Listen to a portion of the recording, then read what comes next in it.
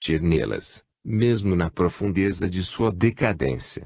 Apenas ele mais ou menos latente nelas, está mais ou menos imerso no seu íntimo, e tanto mais distanciado de sua consciência ativa, quanto mais baixo elas se encontram, isto é, involuídas, mergulhadas e presas em uma forma de matéria. A trajetória atômica fechada exprime esse aprisionamento da liberdade de movimentos que aí é mínima, na energia se abre e no espírito é máxima. É nessas trajetórias fechadas que a liberdade ilimitada do espírito caiu e está aprisionada.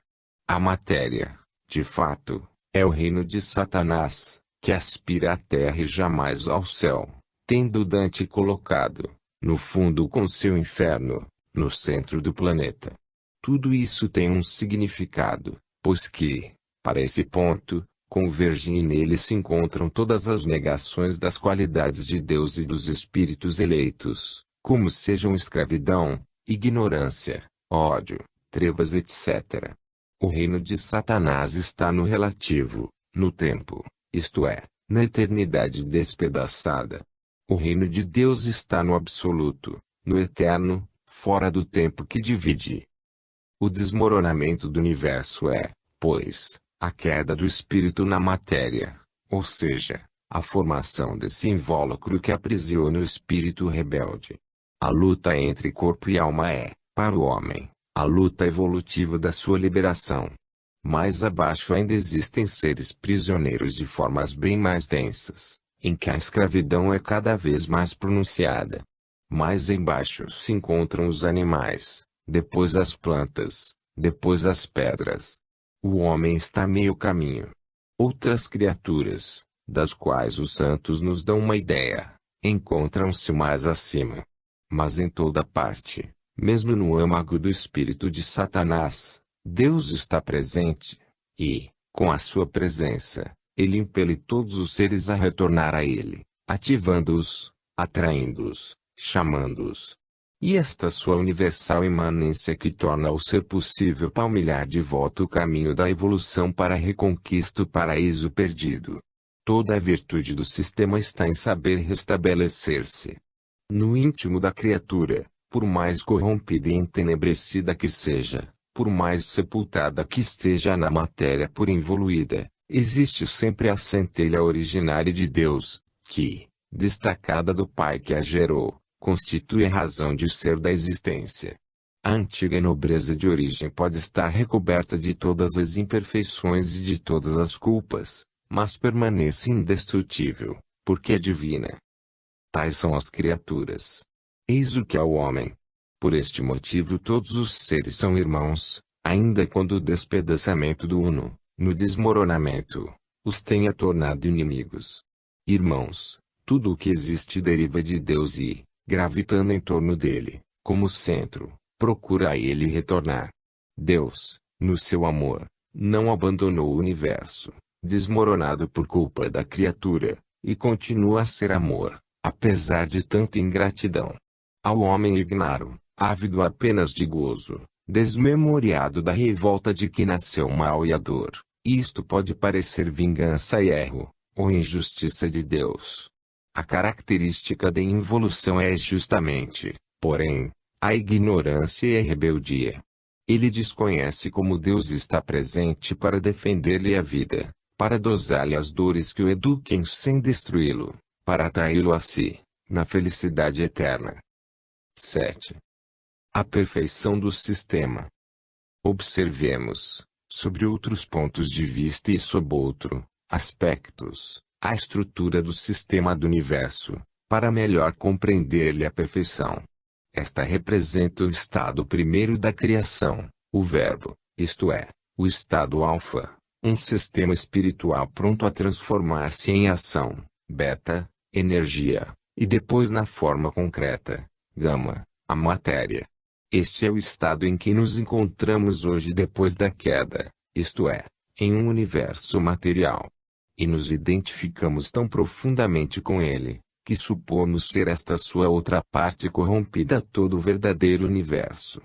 Há, portanto, dois universos, o verdadeiro, de natureza espiritual, perfeito, e uma contrafação sua, imperfeita, o material, em evolução para a perfeição. O primeiro é o absoluto, imóvel, o segundo é o relativo, a caminho. Este tanto ascenderá que, no final dos tempos, se sobreporá ao primeiro e com ele coincidirá. Os dois universos existem para se fundirem porque são um só que se despedaçou com o desmoronamento e que agora volta à união. O uno, fragmentado no múltiplice, se reconstitui pelo princípio das unidades coletivas, refazendo-se com todos os fragmentos do múltiplice no uno. Este processo é possível porque os fragmentos permanecem intimamente ligados por um fio que é a imanência de Deus. O segundo universo, o material corrompido, não ficou só, não foi abandonado por Deus transcendente, que continua a considerá-lo o seu universo, e a trabalhar, no seu íntimo para restabelecê-lo. O quadro é completo, o sistema é perfeito. Somente com este quadro completo, colocado diante de nossa mente, é que podemos compreender tantos fatos, de outra forma inexplicáveis. Essa é indiscutivelmente a estrutura atual do universo em que vivemos. São essas as razões que logicamente nos confirmam a gênese desse estado de fato. O dualismo universal é a primeira consequência tangível que assim verificamos generalizada e cuja origem não se pode explicar, a não ser com os conceitos acima expostos.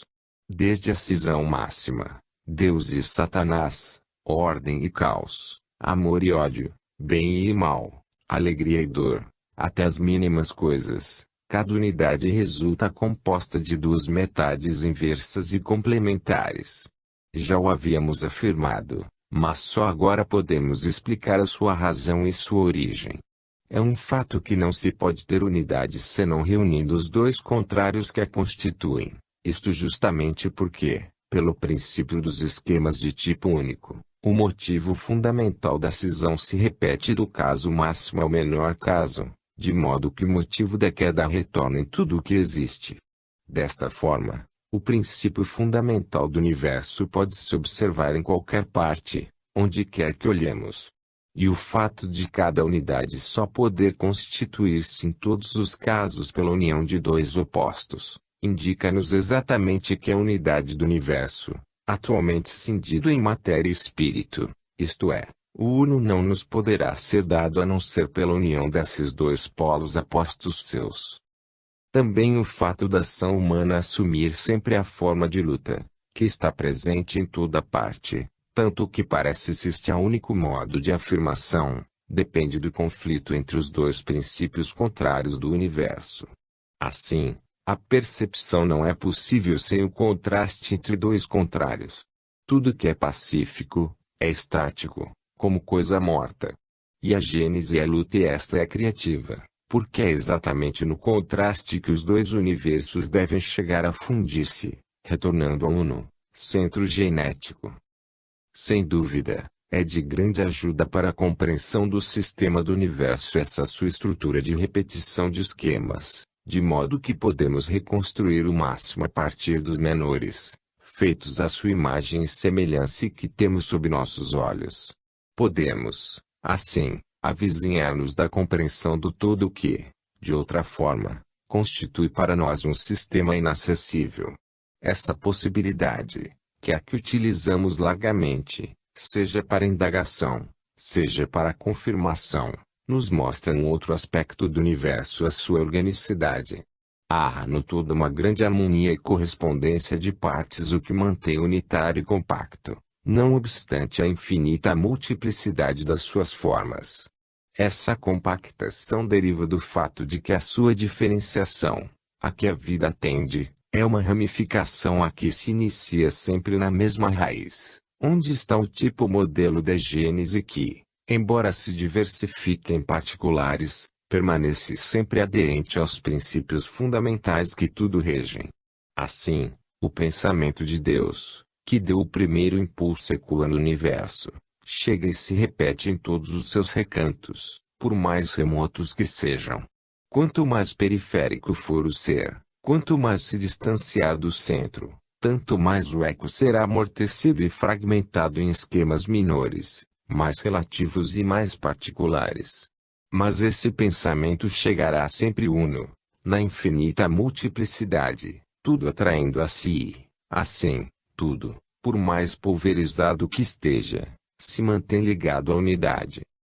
Quando um fenômeno, por evolução, chegou a produzir-se uma vez, esta nova posição se fixa na manifestação e o fenômeno, quase que por lei de inércia, mesoneísmo, tem tendência a continuar reproduzindo-se. A ontogênese recapitula a filogênese, com um ritmo constante, enquanto a elaboração evolutiva, devido ao impulso divino interior, que compele a ascensão, não o modificar ainda através de pressão e martelamento constantes, vencendo, assim, ao mesoneísmo, que quereria persistir na linha de idêntica repetição.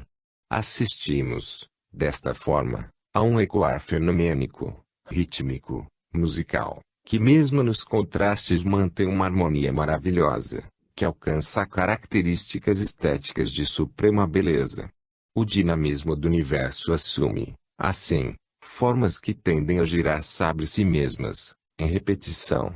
E isto se dá por outra razão também. O retorno é o único meio pelo qual o absoluto pode continuar a existir no sistema fragmentado do relativo, como um eterno retorno do espaço sobre si mesmo, como espaço curvo.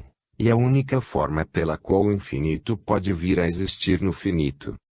Assim, conjugando os pequenos esquemas do nosso contingente aos maiores esquemas do ser, podemos explicar a razão profunda de tantas coisas que todos fazemos, sem saber e sem discutir, tomando-as por axiomáticas. Mesmo nós, em nosso dinamismo moderno, agimos por repetição, rodando apenas mais velozmente do que o passado, em torno dos mesmos pontos. Toda a nossa vida percorre e volta a percorrer sempre os mesmos círculos, repetindo vertiginosamente as mesmas coisas. Não nos colocamos em substância, senão lentamente, mas apenas turbilhonamos mais rapidamente. Se atentarmos para a imprensa, para o rádio, para o ciclo de nossa vida individual cotidiana e para o das grandes cidades, assim como para o da agricultura nos campos e para os ciclos históricos, verificamos que tudo é repetição, que nos movimentamos em derredor de certos pontos, para ficar ali. Parece que, ao lado da curvatura do espaço, existe também uma curvatura do tempo, pela qual que uma vez foi feito tende a ser refeito, tradição, cientificamente voltado para si mesmo. Mas o aumento de velocidade de rotação não é estéril, porque produz um mais rápido deslocamento dos pontos de referência. Aqui significa produzir a elaboração evolutiva, que antes era mais lenta.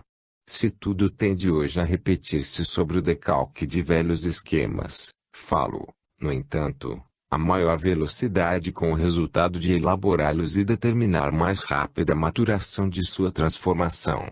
Isto, porque, encontrando-nos no relativo, não é possível mudar um instinto, uma ideia de nosso eu, ou seja, mudar o seu esquema, senão com este processo rotário em seu derredor, através da longa repetição que nos transforma por meio da aquisição de automatismos novos em lugar dos velhos. Hoje corremos, pois, não por correr, o que para nada serve, mas para aprendermos a matutar-nos mais rapidamente, através de um acelerado ritmo de sensações e reações. Voltemos, agora, a observar a estrutura do sistema sob o aspecto mais importante, que é o da sua grande perfeição. Faremos isto em dois momentos, nos quais esta é posta à prova e, por conseguinte, ressalta com mais evidência, primeiro no desfazimento da queda e, depois na mecânica da sua autorreconstrução. No primeiro caso, a perfeição aparece-nos na invulnerabilidade do plano que se realiza da mesma forma, não obstante o erro, persistindo intacto. O dano foi reservado somente à parte dos seres que o desejaram, prejuízo que, depois, em face da bondade inerente ao sistema, reduziu-se a escola instrutiva aos fins da reconstrução, em favor de quem praticou o mal. A perfeição do sistema revela-se exatamente nesta retomada e autocorreção, nesta sua arte de saber transformar o mal em bem.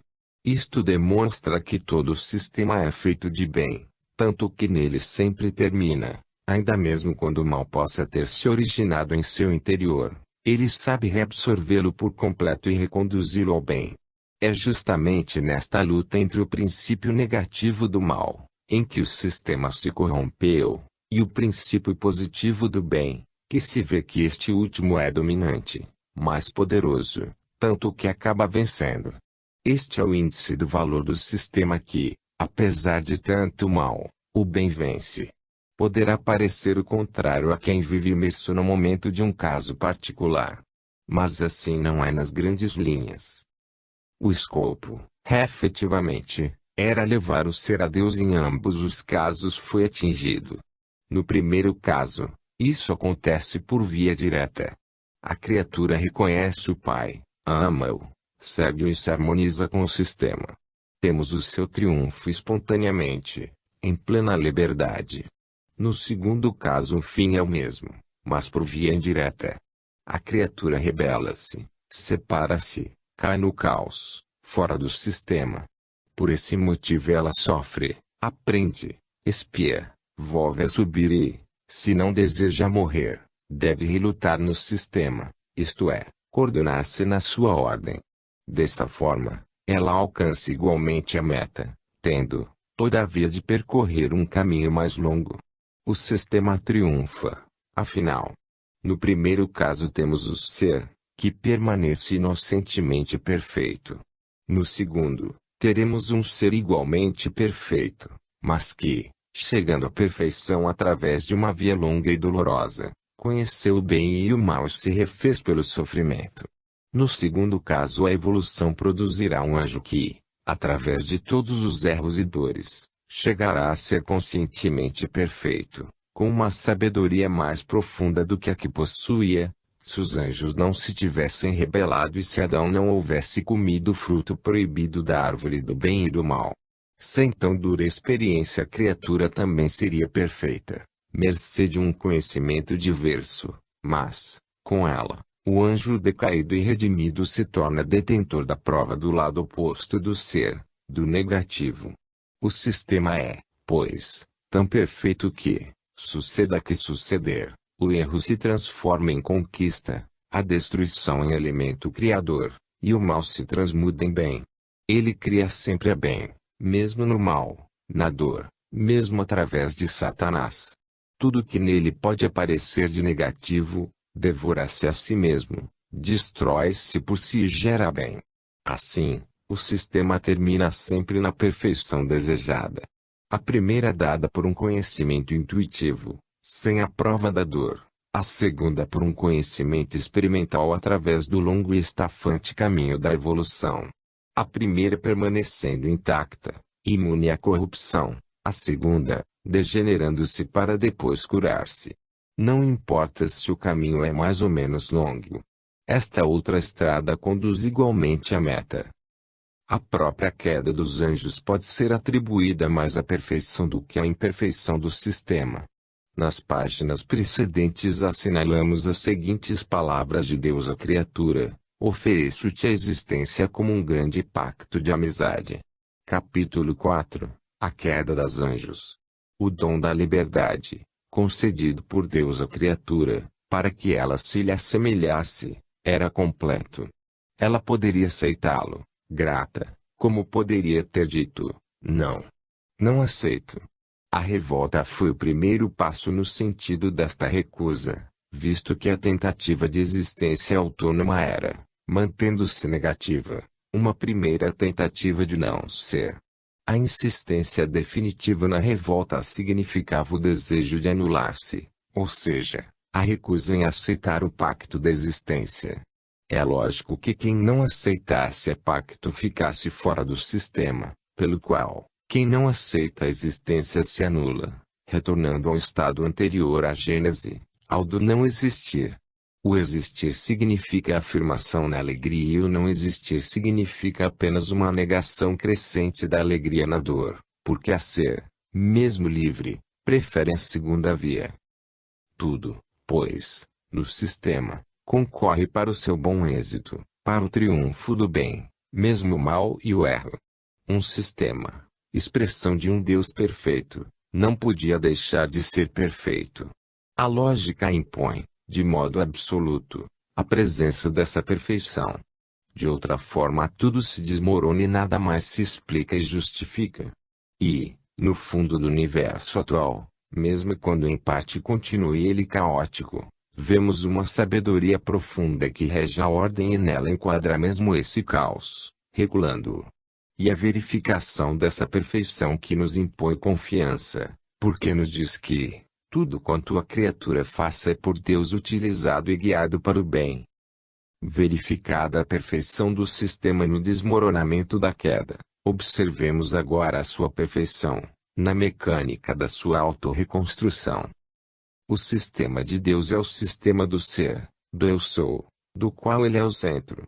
Dado este esquema do grande organismo positivo, vemos que a rebelião tentou instaurar em seu seio, para submetê-lo, um sistema de esquema oposto, do não ser, o negativo que, sendo contrário, não podia representar senão a sua reviravolta, segundo o esquema de eu não sou. Então, deu-se a fratura. De um lado, o sistema do esquema eu sou, em Deus; do outra, um contrassistema do esquema, o de eu não sou, em Satanás. Eu sou o espírito que sempre nega, diz Satanás, no Fausto de Goethe. E a sua verdadeira natureza, isto é, a estrutura segundo o esquema do eu não sou, o princípio inverso, segundo o qual Satanás é construído, que lhe inquina o organismo até as raízes e aquilmina, sem cessar, impelindo a anulação. Observemos a mecânica desse processo. Este sistema rebelde é formado de muitos eu sou menores, que, ao invés de coordenarem-se hierarquicamente no sistema de Deus, quiseram isolar-se, formando uma hierarquia oposta de centros autônomos. Podemos imaginar o sistema positivo como um processo giratório destrogiro. Ora, esses elementos rebeldes, constitutivos do contrassistema, podem ser imaginados como tantos outros centros menores que, em vez de continuar rodando nesse mesmo sentido destrogiro, como impunha o sistema, harmonizando-se com o seu movimento e alimentando com o próprio impulso concordante, puseram-se a girar em sentido oposto, sinistrogiro, contracorrente, opondo-se ao seu movimento, na tentativa de gerar, assim, um movimento contrário, através do qual pudessem dominar o primeiro, para impor o próprio. Puseram-se, dessa forma, a agir como freio e não como impulso, intentando inverter a rota das trajetórias. Iniciou-se a desordem, a revolução tendente a transformar a ordem em caos, fenômeno que daí por diante passou a repetir-se de acordo com o mesmo esquema, ainda que em escala menor, estando sob nossos olhos e reproduzindo o mesmo princípio, quer no campo espiritual, quer no campo material, pois que ele continua o mesmo, agora como então. Os dois campos são conexos. E como a criação física procede do pensamento, também o caos espiritual pode logo transformar-se em caos físico, do qual nasce e continuamos a ver nascer o nosso universo astronômico. A pretensão era inverter o sistema. Mas esses elementos não eram o centro. Eram planetas e não a Sol. E por mais que se coalizassem em um contrassistema, não passavam do que eram, isto é, centros menores, elementos periféricos. Por mais que pretendessem ser sóis, eram apenas planetas. Era, pois, impossível que o contrassistema pudesse vencer o sistema. Não lhes restava, então, outra possibilidade, senão a de funcionar como resistência, quais massas negras em um sistema de massas brancas. Continuemos. Resultou daí um atrito que representa permanentemente a luta entre o bem e o mal. São estas as duas forcas sempre em ação. O único sistema originário, positivo, transformou-se, então, reequilibrando-se, em um duplo sistema, isto é, no conhecido dualismo universal, que vai do plano espiritual ao físico, sistema que podemos conceber como uma quantidade de massas negras navegando em um organismo dinâmico de massas brancas. Mas estas são mais fortes, porque o centro é branco. É, porém, negro anticentro, em torno do qual gravita antissistema, mas esse pela própria natureza só pode ser um centro negativo, isto é, periférico, uma paródia de princípio, um absurdo geométrico, que exprime exatamente, também no plano físico, a ideia negativa do eu não sou. Este é Satanás. Agora que, com esta representação, uniformizando-nos com uma lei de analogia, podemos transportar para um terreno mais concreto o conceito abstrato da revolta dos anjos. Vejamos o que sucedeu. Estão em luta as duas forças, bem e mal, mas não perfeitamente iguais. Há uma superioridade pelo fato de que o bem é o centro, posição da qual a revolta não o pode despojar. O atrito desgasta os dois elementos, arrebatando do eu centro fragmentos da sua parte periférica, detritos de substância, quer espiritual, quer dinâmica, quer física, segundo o plano em que se observa o fenômeno. Isto porque o modelo de cada elemento é feito de centro e periferia, repetindo-se, assim, no caso menor, o esquema do elemento máximo centro-Deus. Desta forma, quanto mais fortes a choque e o atrito, tanto mais acentuado o desgaste, a que redunda em pôr sempre mais a descoberto a natureza do centro do sistema de cada elemento, ou eu, que, assim, quando se trata de uma massa branca, se faz sempre mais branco, e, quando se trata de uma negra, torna-se cada vez mais negra. O resultado da luta e atrito é, pois, intensificar e fazer aflorar as características, a verdadeira natureza de cada um. Assim, na luta o anjo se torna sempre mais anjo e o demônio sempre mais demônio, o santo se aperfeiçoa e ascende, o mal piora e desce. Esse atrito é dor para ambas as partes. Mas a natureza íntima, tão diversa para os dois tipos, faz com que os seus efeitos sejam opostos como esses tipos são opostos. Podemos ver o processo repetir-se na Terra, entre os seres que, tendo já percorrido um certo trecho do caminho da ascensão, se acham mais próximos dos elementos brancos. Sua dor, que decresce com a subida, é bendita e confortada por Deus, repleta de esperança e sempre mais viva. Ela integra um sistema positivo, em que a dor está desaparecendo, enquanto o problema da felicidade se encontra em vias de solução, porque a vida está caminhando para Deus. Mais acima, os anjos não decaídos se apresentam imunes à dor, que adeja em torno de seus espíritos incapazes de citar neles as ressonâncias dolorosas a que a nossa natureza corrompida não pode fechar as portas.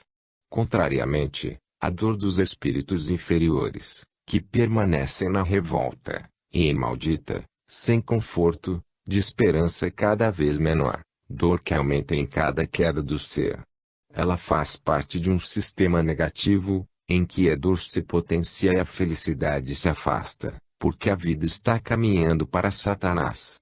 Duas dores apostas em sentido oposto. A do santo é sacrifício útil, construtivo, de que se colhem frutos. A do mal é amarga consequência da destruição, que a carrega mais de ruínas. A dor do santo bendiz e cria, a do mal é feroz e destrói.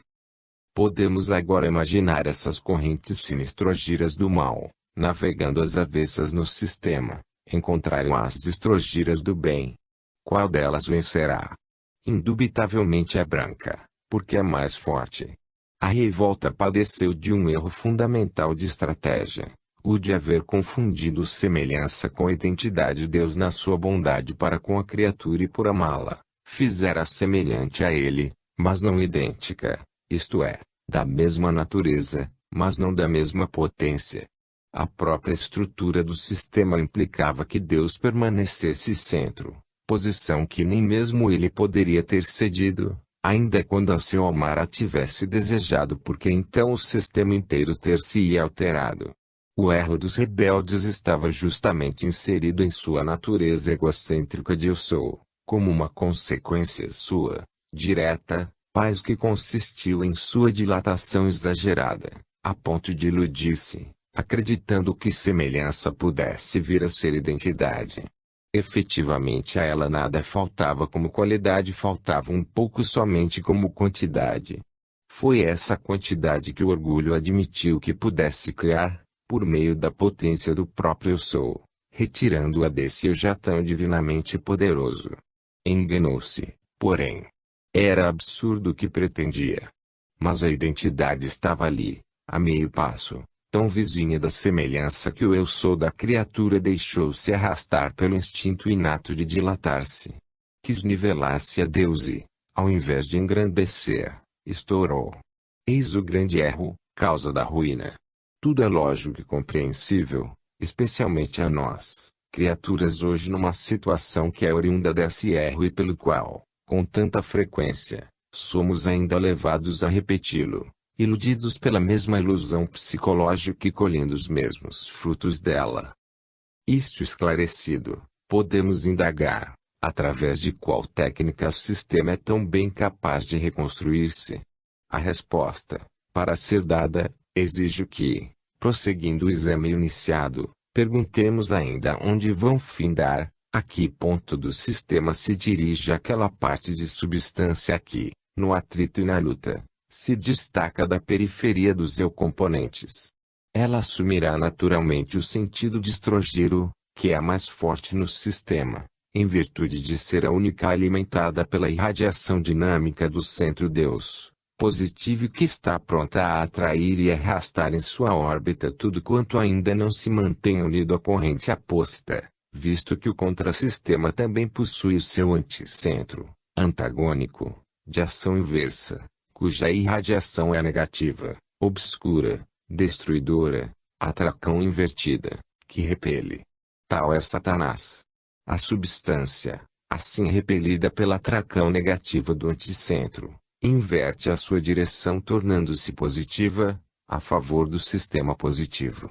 O primeiro germe destes conceitos encontra-se no capítulo X, o problema do mal, da volume A Nova Civilização do Terceiro Milênio. Sucede, então, que essa poeira de substância, que se destaca, e atraída para Deus e inserida no circuito positivo do sistema, com este resultado final, o contraste entre os elementos dos dois sistemas apostos só pode operar no sentido de um desgaste e empobrecimento crescente de substância do sistema negativo, em favor do sistema positivo, que cada vez mais ganha em substância. Isto conduz o processo fatalmente a propender para o aniquilamento do sistema negativo e domínio absoluto do sistema positivo. Como se vê, esta realidade é inerente à natureza do sistema positivo, o primeiro a existir e o último a triunfar. O princípio e o fim vêm, assim, a coincidir no imóvel absoluto do Deus transcendente, que está fora da forma e do tempo, independente da sua manifestação no universo criado. Em conclusão, podemos afirmar que não há dois sistemas iguais e contrários, mas, no fundo, um único sistema, Deus. Eis a maravilhosa técnica do processo de autorreconstrução do universo. Tudo desmoronou no caos, mas o caos sabe reconstruir-se na ordem. Que melhor prova existe para a imanência de Deus? O princípio positivo não abandonou o antissistema negativo. De que outra forma poderia este, feito de substância negativa somente o capaz de destruição, reconstruir-se, isto é, agir inteira e contrariamente à sua natureza? Assim, se o processo evolutivo realmente funciona e determina o bem, o mal deve estar em decréscimo. Ele, vivendo, desgasta-se e tende a morrer. O bem, ao contrário, com a vida, revigora-se e tende à gênese. O mal pode parecer em crescimento, num determinado ponto do universo, como a Terra, em consequência da ascensão e chegada de elementos inferiores. Mas, no todo, o mal, com existência, devora a si mesmo, em razão da própria natureza e estrutura, e só mediante esta condição pode existir o mal, como bem, no universo, assim como na Terra, não está uniformemente distribuído e o aparecimento local do fenômeno pode iludir-nos quanto ao seu destino real, que está fatalmente traçado. E, então, surge naturalmente em nós uma última pergunta: qual a sorte final dos espíritos maus? O seu sistema os conduz automaticamente ao aniquilamento, que representa o seu triunfo, a morte da alma, verdadeiro inferno eterno, porque, para o ser, a pena máxima está no não ser. E a criatura que renega a Deus, não pode ter outra sorte. Mas, será possível que um ser livre queira, em seu prejuízo, fazer da liberdade um desastroso uso? Será possível que ele queira agir tão loucamente, que possa resistir à tortura crescente da dor máxima, que é a agonia espiritual, sem mudar de rumo? O universo é um organismo em que, como no corpo humano, uma solidariedade de todos os elementos componentes compele as células sãs e mais evoluídas a tentarem todos os meios de conseguir a cura ou salvação das células patológicas do sistema, que fazem dele um ser enfermado de rebelião.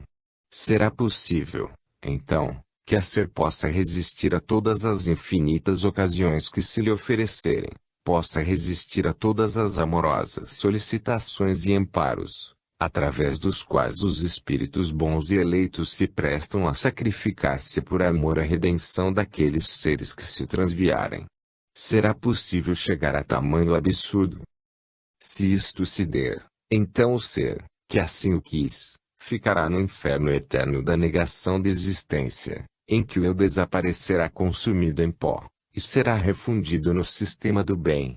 E, então, como havíamos concluído que não existem, na realidade, dois sistemas contrários, mas um só, Deus, assim, também, podemos concluir que o inferno eterno existe como possibilidade, mas que, como disse um santo, não podemos estar certos de que nele possa haver alguém. Ele existe, pois como uma possibilidade teórica do sistema, sem que estejamos em grau de saber se esta pode transformar-se em realidade. Este assunto será melhor desenvolvido no capítulo X, a teoria do desmoronamento e as suas provas. Sabemos, com certeza, apenas que Deus é a absoluta potência do bem. Devemos daí deduzir ser impossível que, ao cabo, o bem não sobrepuje todo o mal, tornando-se Senhor absoluto. Se do mal restasse um átomo que fosse, o plano de Deus não teria vencido. Sabemos com segurança que Deus é bondade e que a criação é um ato do seu amor e que, pois, se um só átomo lhe escapasse, seu plano teria falido. Sabemos, assim, que é impossível que, ao fim, a seu amor não vença a tudo e a todos, envolvendo no seu amplexo todo o criado. A esta altura pode surgir uma objeção. É verdade que o universo está destinado à reconstrução e se reconstruirá. Todavia, se o sistema é perfeito, que garantia nos oferece ele que a queda não se repetirá? Observemos, a parte caída está, por enquanto, ligada ao processo evolutivo. Quem quisesse evoluir, ao invés de evoluir, se exporia ao aniquilamento como individualidade própria. Estaria, pois, eliminado. Mas temos visto, e ainda melhor o veremos no capítulo X, como o egocentrismo de cada eu deva terminar com a compreensão de que este caminho é contraproducente e desvantajoso, já que o ser está destinado à salvação. Depois, há a parte dos espíritos não decaídos que se permaneceram puros por obediência, aplicando, em seu benefício, a sabedoria de Deus, que os guiava, estão agora assistindo ao calvário do ser decaído. Eles estão vendo as consequências do desmoronamento e têm, diante de tal exemplo, uma experiência própria adquirida indiretamente. Após essas duras verificações, é impossível possam pensar em repetir, com seu prejuízo, uma tão terrível prova, sob a qual estão caídos os espíritos seus semelhantes. Ao termo do processo reconstrutivo da evolução, a parte dos espíritos caídos, Agora redimidos, volta ao estado anterior através da experiência do bem e do mal, que serviu como exemplo para todos, inclusive aos espíritos não caídos. Todos, pois, acabam adquirindo a mesma experiência. Ora, a parte redimida não se cuidará de novas desobediências, porque provou as suas consequências. Ela conserva um conhecimento direto. A outra parte, os não caídos, tem um conhecimento indireto, reflexo. Não é possível haja novas quedas, embora todos permaneçam inteiramente livres. Chega-se, assim, a um determinismo superior, o do ser convicto, a quem o conhecimento ensina que só há um caminho, também livre, que se possa seguir e que é a adesão à lei. Podemos compreender tudo isto, reduzindo o fenômeno, que se situa para nós em planos inconcebíveis, às dimensões exíguas da razão humana. Aparece-nos, então, um novo aspecto da maravilhosa perfeição do sistema, o de que o mal causado pela revolta se transforma em bem, o que constitui uma experiência vital também para os não caídos, destruindo-se definitivamente para todos qualquer possibilidade de novas quedas. 8. Solução última do problema do ser. Pouco a pouco a nossa descrição progride, a visão se faz mais completa, também no intelecto do leitor, ao qual estamos aqui fazendo uma exposição racional. Não quisemos conferir a esta uma forma sistemática, como só ia acontecer quando se apresenta um processo psicológico de quem escreve, cristalizado nos seus resultados finais, sem demonstrar o seu desenvolvimento genético. Preferimos aqui começar a descrever a visão à medida que observamos, de modo que o leitor pudesse seguir o desenvolvimento, segundo o qual ela, embora instantânea em sua natureza, apareceu progressivamente em nossa mente. Assim procedemos, não só para facilitar a compreensão, mas também para facilitar ao leitor acompanhar igualmente o fenômeno psicológico do registro da visão, como na realidade ocorreu. Tudo isto, porque, não significa que, por não ser sistemática, a exposição não possua um encadeamento lógico, porque toda a visão é substancialmente um processo lógico.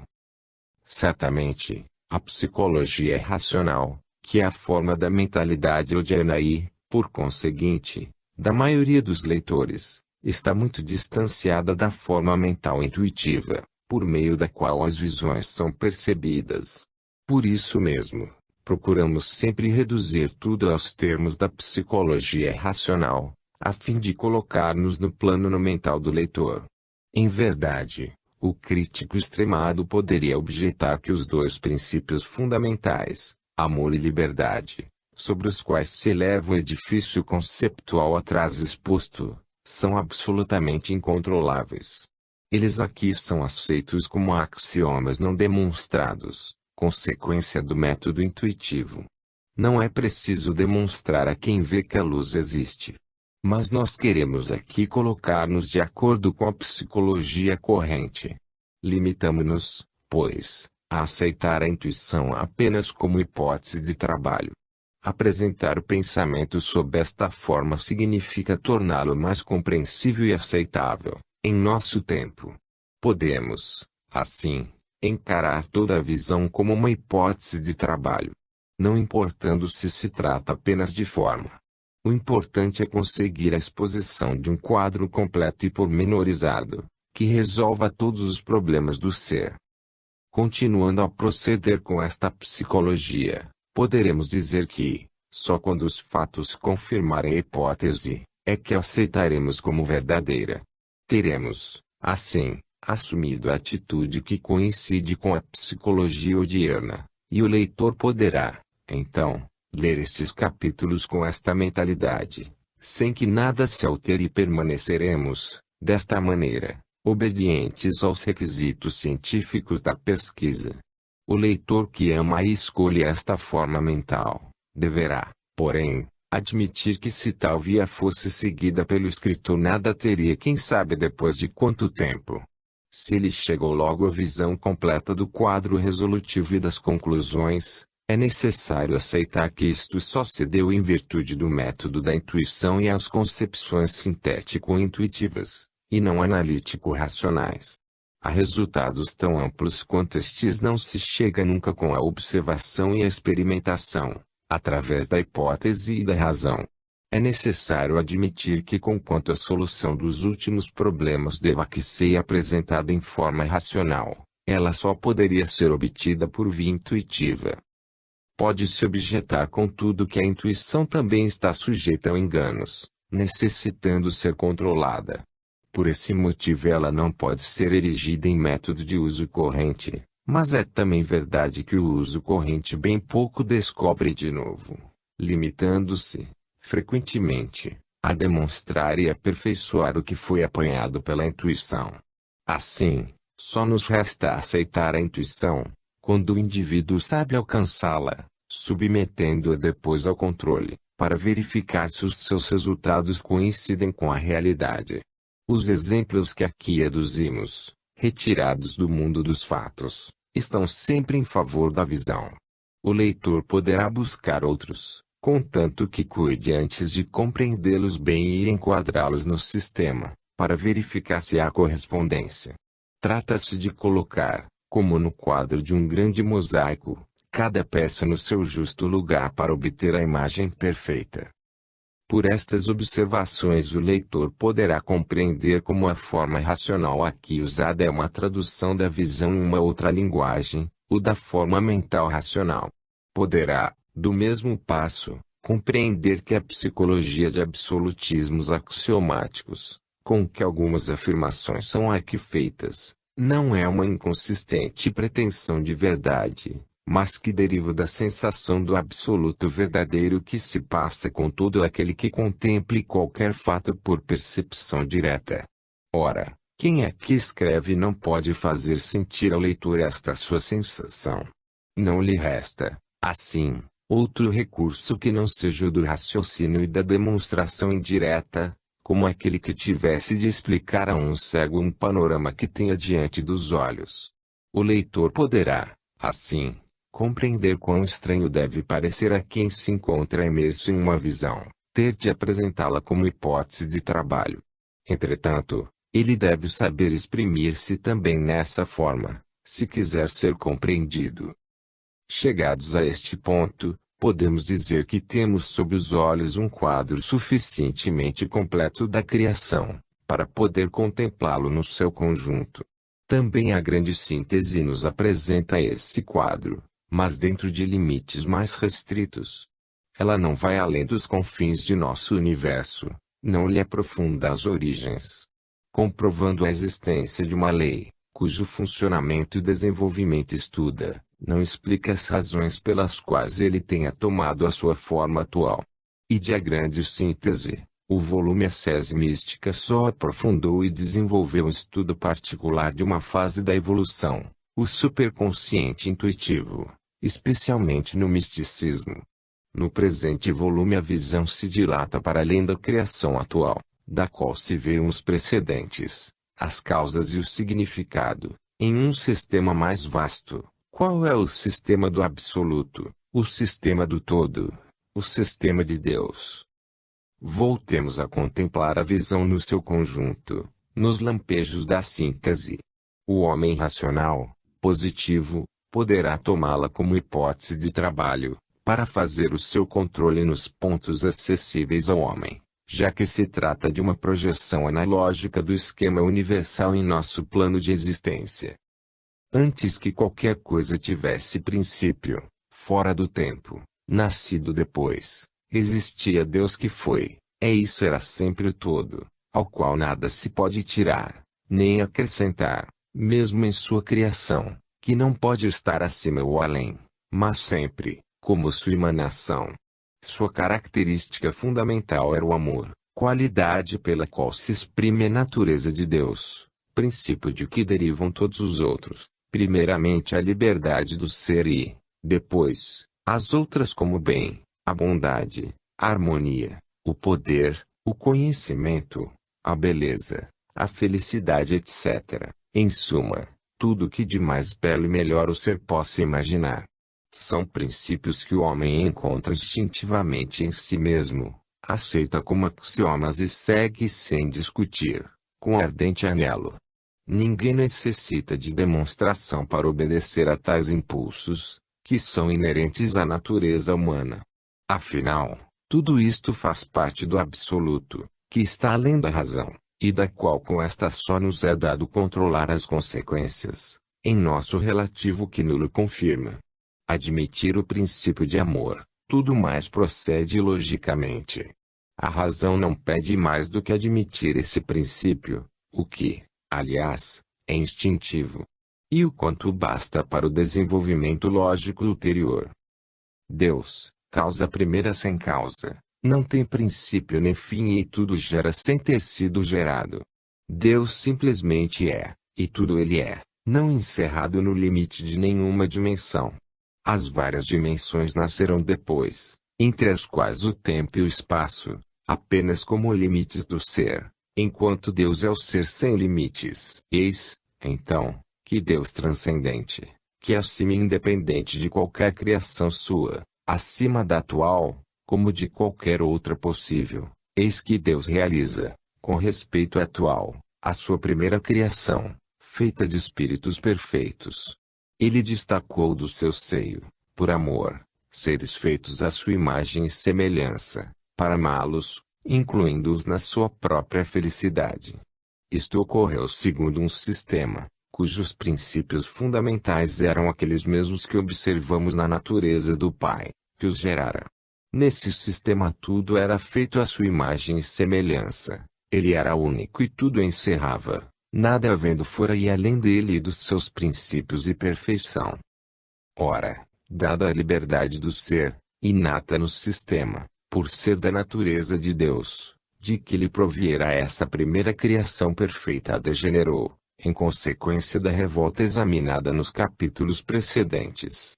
Parte dos seres permaneceu íntegra, incorrupta e assim se conservou sempre, mantendo-se no sistema perfeito originário, por haver aderido livremente ao Deus transcendente. Outra parte rebelou-se e, por isso, corrompeu-se, dando origem a um segundo sistema, derivado e imperfeito, invertido, de oposição a Deus, tendo o centro em ponto antípoda, em polo oposto, no antideus, em Satanás. O sistema único cindiu-se então em dois, sistema e antissistema, nascendo o dualismo de dois sistemas opostos, um perfeito e outro imperfeito, não mais segundo um esquema de unidade íntegra, como antes, mas segundo um esquema de unidade cindida, que não pode existir, senão constituída de duas partes inversas e complementares, opostas e fundidas conjuntamente. De então por diante, a unidade não poderá mais ser obtida a não ser através da luta entre as duas partes contrárias, princípio universal, que encontramos por todos os lados. Essa é a gênese do princípio da unidade e dualidade, sumariamente exposto em A Grande Síntese. Por esta razão, o nosso universo é construído de acordo com esse esquema, desde o caso máximo até o caso mínimo. Agora podemos compreender por que Deus transcendente e não somente pessoal, visto ser um eu sou, da mesma forma que todas as criaturas feitas a esta imagem e semelhança, mas também porque ele pode ser considerado acima e independente de qualquer criação sua, além do bem e do mal, isto é fora do esquema dualístico em que está baseado o universo atual. O dualismo nasceu com o referido desmoronamento do sistema em seu antissistema e está destinado a ser sanado, representando, pois, apenas um momento na divindade. Deus é sempre, antes do desmoronamento e depois da reconstrução, além deste período dualístico. No absoluto Deus é simplesmente uno, acima desta cisão, que concluirá na junção das duas partes e que, por isso, constitui apenas um episódio no divino e eterno existir. Mas, então, foi justamente com o desmoronamento do sistema no antissistema que se formou a contraposição, transcendência e imanência. Esta cisão do único aspecto, o absoluto de Deus, no de Deus transcendente e Deus imanente, representa justamente a cisão do uno, que, Como uno absoluto, reúnem-se os dois aspectos. Ele é ambos ao mesmo tempo, estando acima da cisão, sem poder ser um só deles, ou seja, não é exclusivamente transcendente, exclusivamente imanente. Desta forma, compreenderemos que a visão dualística, a do uno bipartido, é relativa à posição do ser no universo atual e no período da cisão, não possuindo valor absoluto. Em outros termos, se encarado do seio de nosso universo, Deus pode parecer à criatura como imanente ou como transcendente, isto é, poder ser concebido sob dois aspectos diversos. Desde que saiamos do relativo para o absoluto, deveremos admitir a existência de Deus em um seu só e único aspecto, que está além de qualquer dualismo e criação, ao qual denominaremos Deus absoluto. O ser vive, presentemente, imerso na cisão. Se concebe a transcendência, é porque se coloca no aspecto imanência e, se concebe a imanência, é porque se põe no ponto de vista da transcendência. Uma presume a outra e ambas são complementares, como duas metades do uno indiviso. O ser é incapaz de conceber fora de relações. Desaparecida a contraposição dos contrários, a sua percepção e concepção se anulam. Para compreender, pois, o todo divino, o Deus absoluto, é imprescindível compreender ambas as metades da unidade e depois reuni-las. Compreender de Deus um só aspecto, qualquer seja ele, significa atingir uma concepção falha e unilateral. Admitindo Deus apenas como transcendência, o ser se defrontaria com uma abstração, de tal forma destituída de expressão, que ela se confundiria no nada. O universo lhe pareceria, então, um automata vazio de alma, um sistema estático, incapaz de reconstruir-se e reerguer-se até Deus. Admitindo Deus apenas como imanência, chegaremos a um universo através de um caminho sem fim, não tendo ponto de partida nem de chegada. Teremos uma unidade despedaçada, sem possibilidade de reconstruir-se. É necessário compreender essa descida do Deus transcendente na imanência em seguida ao desmoronamento do sistema. Quando este, por culpa da criatura, se cindiu em dois, Deus não quis abandonar o sistema invertido, conservando-se presente nele, imanência, para poder realizar assim a sua salvação, em um trabalho constante de reconstrução, criação contínua, pelo processo que denominamos de evolução. Deus, em perfeita coerência com o princípio fundamental do amor, acompanhou o edifício desmoronado que permaneceu em ele mesmo, embora em posição invertida, um Deus em negativo, como se ele mesmo se tivesse invertido. Desta maneira, Deus se faz, por amor, imanente, e neste seu segundo aspecto desce as formas, a criação, que assim se tornam em sua manifestação ou expressão. Eis de que modo o universo é regido pelo pensamento de Deus, a lei. No fundo do antissistema está sempre o sistema, no fundo dos espíritos decaídos, está sempre a originária centelha divina. Não pode existir no universo nada que não seja Deus. Será um Deus invertido, mas será sempre Deus. Aproximamo-nos agora de nosso mundo fenomênico, mais controlável pela observação. O desmoronamento do sistema é representado pelo processo involutivo que procede de alfa vai para beta vai para gama, isto é, do espírito à energia e desta matéria. Assim nasce a matéria. Eis a criação de nosso universo dinâmico e físico. Compreende-se, pois, como esta não foi a criação originária, perfeita, operada por Deus mas apenas uma inversão e uma corrupção dela, operada pela criatura, e não por Deus, em razão da sua liberdade. Deus, porém, não abandonou o ser aberrante. Abre-lhe de novo os braços, apontando-lhe uma via de recuperação e redenção.